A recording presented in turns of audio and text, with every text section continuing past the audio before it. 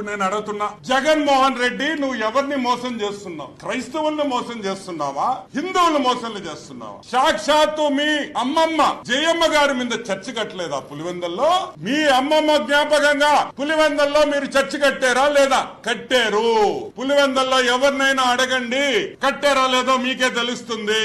సరే, అది కూడా పక్కన పెడతాం. జగన్మోహన్ రెడ్డి పెళ్లి క్రిస్టియన్ పెళ్లి, హిందూ పెళ్లి. సాక్షాత్తు పరిశుద్ధ వివాహము, శుభముహూర్తము. ఇదిగోండి వైఎస్ జగన్మోహన్ రెడ్డి పెళ్లి కార్డ్. పరిశుద్ధ వివాహం అంటే క్రిస్టియన్ మ్యారేజ్.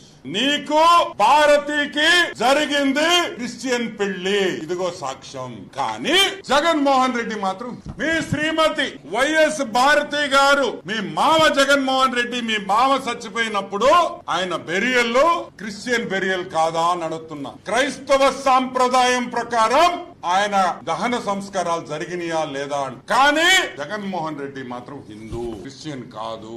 మీ తండ్రి గారు వైఎస్ రాజశేఖర రెడ్డి, మా పెద్ద ఆయన, గర్వంగా చెప్తా, మా పెద్ద ఆయన వైఎస్ రాజశేఖర రెడ్డి చనిపోయినప్పుడు ఏ పద్ధతిలో అంత్యక్రియలు జరిగినాయి? క్రిస్టియనా హిందువా? క్రిస్టియనే కదా. సరే, అది కూడా పక్కన పెడతాం. నువ్వు ఇచ్చిన అఫిడవిట్ లో, సిబిఐ అఫిడవిట్ లో, సిబిఐ వాళ్ళు వేసిన అఫిడవిట్ లో నువ్వు క్రిస్టియన్ అని చెప్పి రాసారా లేదా? నువ్వు ఇచ్చిన అఫిడవిట్ సిబిఐ దాంట్లో నువ్వు క్రిస్టియన్ అని నువ్వు రాసుకున్నావు. ఓకే, అది కూడా పక్కన పెడతాం. నేను అడిగే ఒకటే పాయింట్, ఎవరిని మోసం చేస్తున్నావు? ఎవరిని మోసం చేస్తున్నావు? యేసు ప్రభువా తండ్రి, ఈ మోసగాడు, నీ పేరు చెప్పుకొని ఓటడిగిన మోసగాడు ఈ రోజు నీతో సంబంధం లేదు, నాకు సంబంధం లేదు, యేసు ప్రభు ఎవరో నాకు తెలియదు అంటున్నాడు నీ బిడ్డ. తండ్రి, కళ్ళు తెరువు తండ్రి, భస్మం చేయి తండ్రి ఇతన్ని. యేసు ప్రభువా, హల్లెలూయా.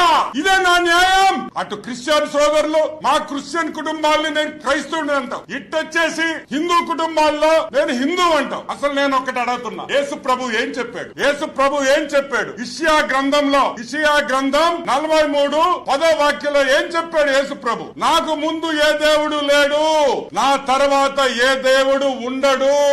ఉంటే వేడిగా ఉండండి, లేకపోతే చల్లంగా ఉండండి, అటు ఇటు ఉండద్దు అని సాక్షాత్తు యేసు ప్రభువే బైబిల్లో రాసినారు. ప్రభు రాసిన వాక్యం ఇది. కానీ అటు వేడి ఉండదు, ఇటు సల్లంగా ఉండడు. ఇతను హాఫ్ టికెట్ కాబట్టి 50-50లో ఉంటాడని కూడా మీకు మనం చేస్తున్నాం. సాక్షాత్తు యేసు ప్రభు చెప్పిన మాట నేను చెప్తున్నా. ఇతను దానికనే ఇతను హాఫ్ టికెట్ అనేది. ఎందుకంటే అటు ఇటు కాకుండా ఉండే వ్యక్తి అని కూడా మీకు మనం చేస్తాం.